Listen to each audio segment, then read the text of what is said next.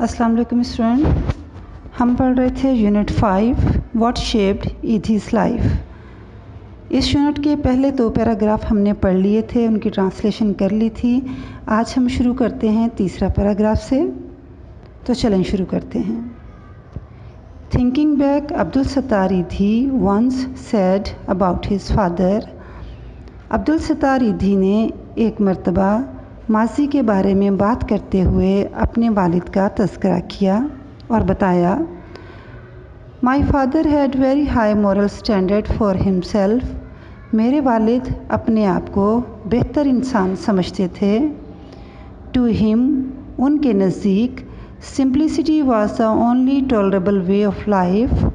Tolerable कहते हैं बर्दाश्त करने को, यानी काबिल बर्दाश्त, और सिंप्लिसिटी कहते हैं सादगी को। वे का मतलब है रास्ता।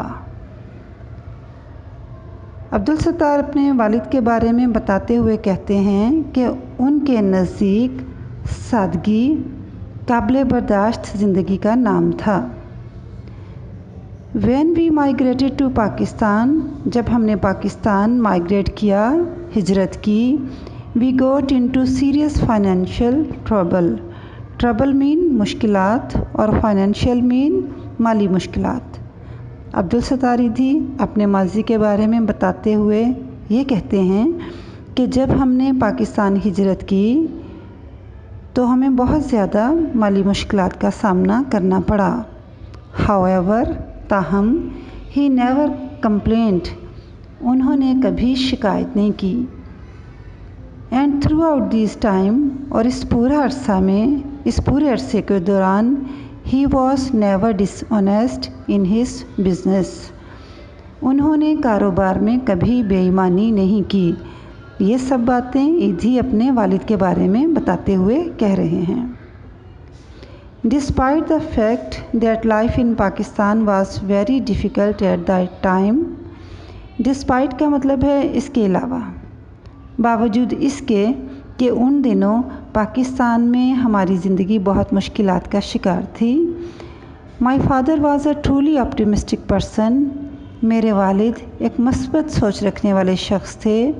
And always had a positive attitude, और हमेशा मुस्बत सोच रखते थे और अच्छे मुस्तकबिल पर यकीन रखते थे। इन बांटवा में Abdul Sattar Edhi was known among his friends as a roti. Abdul Sattar Edhi अपने दोस्तों के दरमियान रोटी के नाम से मशहूर थे।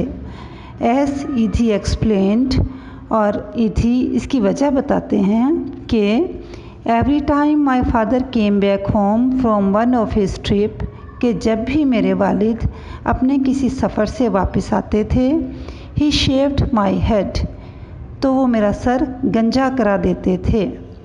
वंस, एक दफ़ा, when I asked him why he does it, एक दफ़ा जब मैंने उनसे पूछा कि वो ऐसा क्यों करते हैं, ही एक्सप्लेन्ड, तो उन्होंने वजह बताई, that it is simply the most effective way to curb pride and prevent arrogance. तो उन्होंने ये वजह बताई कि ये अमल गुरूर और तकब्बर को तोड़ने का बेहतरीन तरीका है। कर्ब प्राइड का मतलब है गुरूर और तकब्बर, और एरोगेंस भी इसी मीनिंग्स में आएगा। और प्रिवेंट कहते हैं बचाने को, एहतियात करने को, परहेज़ करने को, ये इन मीनिंग्स में आएगा।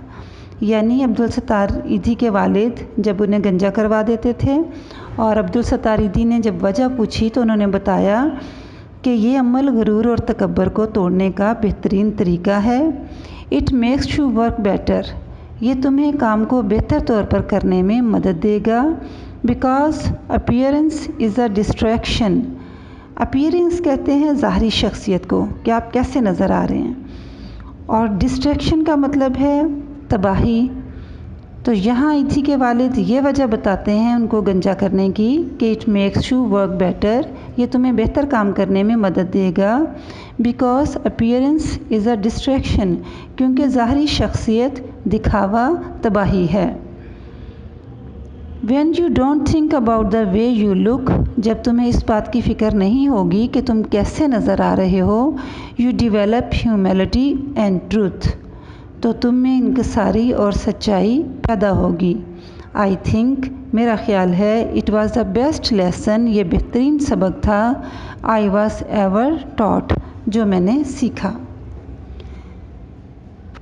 However, the person who apparently made Abdul Sattar Idhi the man he became was his mother.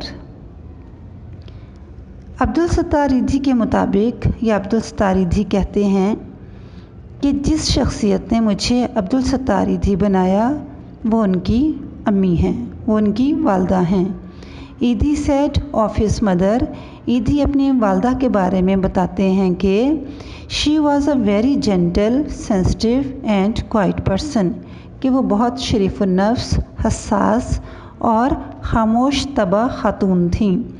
She guided ईदी इन सच अ मैनर, उन्होंने हमेशा ईदी की तरबियत की और उन्हें सिखाया that he grew up to be a very kind and sensitive person, यानी ईदी की वालदा ने उनकी इस तरह तरबियत की कि वो भी एक मेहरबान और हसास दिल रखने वाले इंसान बने।